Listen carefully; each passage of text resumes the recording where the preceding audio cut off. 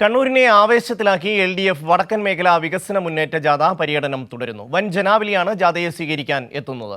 കണ്ണൂർ ജില്ലയിൽ പര്യടനം തുടരുന്ന ജാഥയ്ക്ക് ഇന്ന് 4 കേന്ദ്രങ്ങളിലാണ് സ്വീകരണമൊരുക്കിയത്. സന്തോഷ് ചേരുകയാണ്. സന്തോഷ്, ഇപ്പോൾ എവിടെയാണ് ജാഥ എത്തിയിരിക്കുന്നത്? വിശദാംശങ്ങൾ.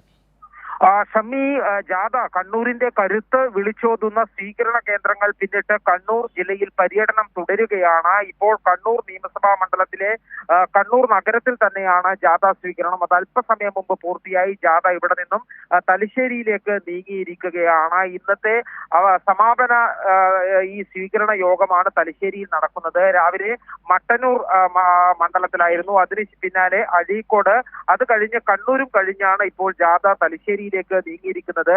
വലിയ ജനാവലിയാണ് ഓരോ സ്ഥലത്തും ജാഥയെ സ്വീകരിക്കാനായി എത്തുന്നത്.